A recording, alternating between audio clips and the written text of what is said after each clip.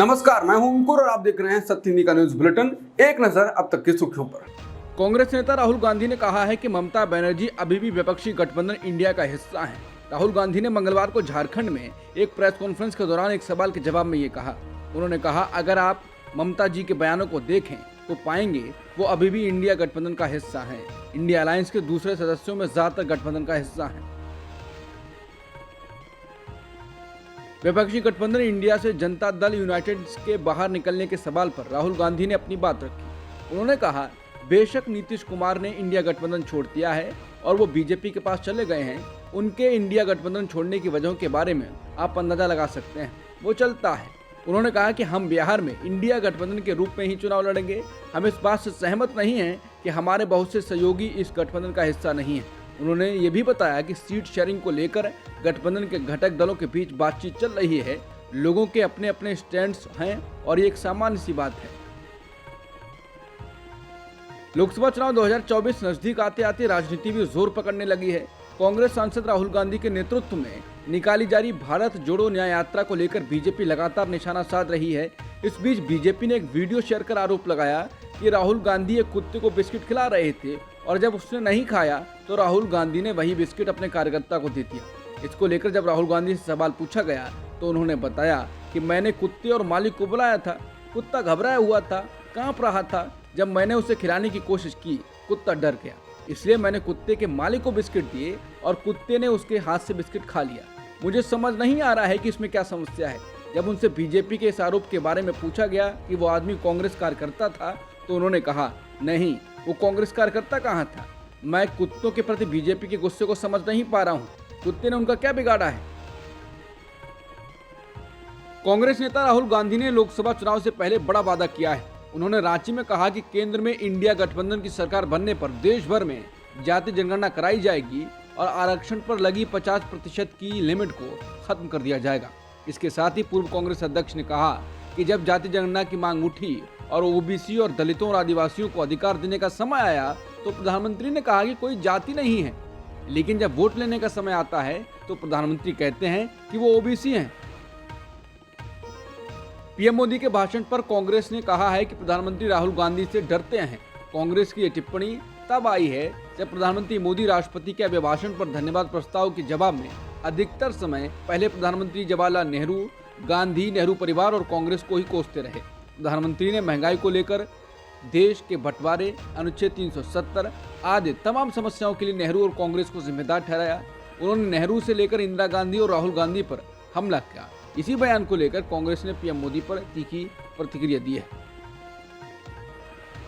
Congress party ने मंगलवार को पीएम मोदी पर गहरी असुरक्षाओं और हीन भावना से ग्रस्त होने का आरोप लगाया है। कांग्रेस के महासचिव जयराम रमेश ने कहा कि प्रधानमंत्री कल लोकसभा में बिल्कुल बेतुकी और बकवास बातें करते रहे। सदन में उनका यह सबसे निम्न स्तर था। आज राज्यसभा में भी वो निसंदेह से दोहराएंगे। वो गहरी असुरक्षाओं और हीन भावना से ग्रस्त हैं। इसी वजह से वो नेहरू पर सिर्फ राजनीतिक नहीं बल्कि बेहद घटिया ढंग से व्यक्तिगत हमले भी करते हैं। पूर्व प्रधानमंत्री जवाहरलाल नेहरू और इंदिरा गांधी पर पीएम मोदी की तीखी टिप्पणी के एक दिन बाद जयराम रमेश ने कहा कि बीजेपी के दिग्गज नेता अटल बिहारी वाजपेयी और लाल कृष्ण आडवाणी ने कभी ऐसा नहीं किया। लोकसभा चुनाव से पहले भारत राष्ट्र समिति यानी बीआरएस को बड़ा झटका लगा है। पेदापल्ली से उसके सांसद वी वेंकटेश नेता मंगलवार को कांग्रेस पार्टी में शामिल हो गए। पार्टी के सूत्रों ने बताया है कि वेंकटेश अखिल भारतीय कांग्रेस समिति के महासचिव केसी वेणुगोपाल, मुख्यमंत्री रेवंत रेड्डी और अन्य नेताओं की मौजूदगी में दिल्ली में कांग्रेस में शामिल हो गए। उत्तराखंड में यूसीसी लागू होने के बाद उत्तराखंड में लिव इन रिलेशनशिप में रहने वाले या प्रवेश करने की योजना बनाने वाले व्यक्तियों को जिला प्रशासन की साइट पर खुद को रजिस्ट्रेशन कराना होगा। ऐसा न करने पर जेल भेजा जा सकता है। इस पर लोगों का कहना है कि राज्य सरकार अब उसके बेडरूम के अंदर आ चुकी है। आपको रजिस्टर कराने की जरूरत है। आप किसे प्यार करते हैं, आप कहाँ प्यार करते हैं, आपने कब प्यार करना शुरू किया, कब प्यार खत्म हुआ, ये राज्य द्वारा स्वीकृत मोरल पुलिसिंग है। इसके अलावा साथ में रहने की इच्छा रखने वाले 21 वर्ष से कम उम्र के लोगों के लिए माता पिता की सहमति आवश्यक होगी। ऐसे रिश्तों का अनिवार्य पंजीकरण उन व्यक्तियों पर भी लागू होगा जो उत्तराखंड के निवासी हैं और राज्य के बाहर लिव इन रिलेशनशिप में हैं। रजिस्टर्ड लिव इन रिलेशनशिप को खत्म करने के लिए भी एक फॉर्म भरकर लिखित बयान की आवश्यकता होगी, जिसकी पुलिस जांच भी कर सकती है। यदि रजिस्ट्रार को लगता है कि संबंध समाप्त करने का कारण गलत या संदिग्ध है तो 21 वर्ष से कम आयु वालों के माता पिता या अभिभावकों को सूचित किया जाएगा। लिव इन रिलेशनशिप की घोषणा को छिपाना या गलत जानकारी देने पर किसी भी व्यक्ति को 3 महीने की जेल, 25,000 रुपए का जुर्माना या दोनों हो सकते हैं। जो कोई भी लिव इन रिलेशनशिप को रजिस्टर कराने में विफल रहता है उसे अधिकतम 6 महीने की जेल, 25,000 रुपए का जुर्माना या दोनों का सामना करना पड़ सकता है। यहाँ तक कि रजिस्ट्रेशन में 1 महीने से भी कम की देरी पर 3 महीने तक की जेल, 10,000 रुपए का जुर्माना या दोनों हो सकते हैं। उत्तराखंड विधानसभा में मंगलवार को यूनिफॉर्म सिविल कोड बिल पेश किया गया है। इसे लेकर कांग्रेस सदन में प्रदर्शन कर रही है। कांग्रेस नेता और राज्य के पूर्व मुख्यमंत्री हरीश रावत ने कहा है कि केंद्र सरकार उत्तराखंड जैसे संवेदनशील राज्य को टोकनिज्म के लिए इस्तेमाल कर रही है। उन्होंने कहा, सीएम और सरकार इस बिल को पारित कराने के लिए काफी उत्सुक हैं। संसदीय विधि विधान और परंपराओं का पालन नहीं किया जा रहा है।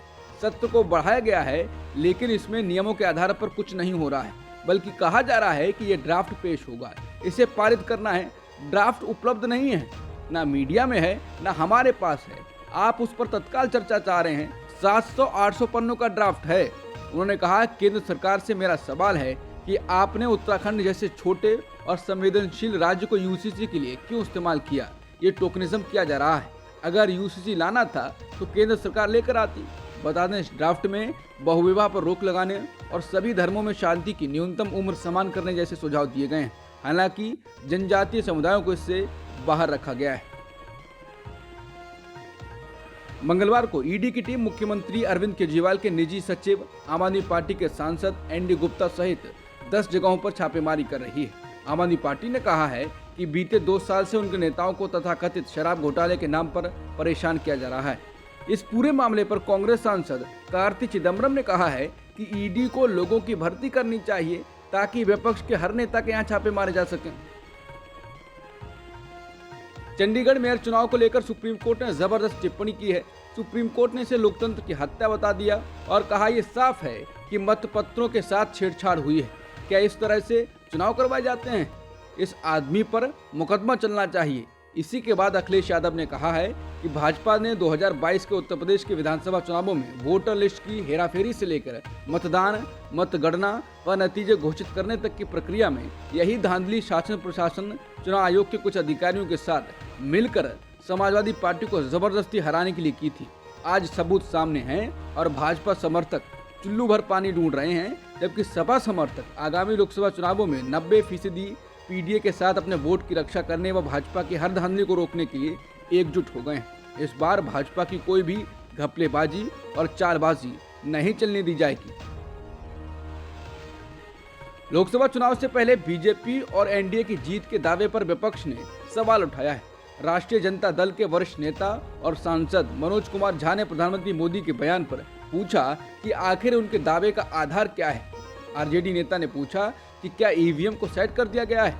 उन्होंने कहा कि यदि वो कहते हैं कि बीजेपी लोकसभा चुनाव में 370 सीटें जीतेगी और एनडीए 400 से ज्यादा होगी, क्या इसका मतलब ईवीएम सेट है? जब एक तय संख्या बताते हैं तो शक पैदा होता है। बता दें, पीएम मोदी ने सोमवार को लोकसभा में राष्ट्रपति के अभिभाषण पर धन्यवाद प्रस्ताव पर बोलते हुए पार्टी को 370 सीटें मिलने का दावा किया था।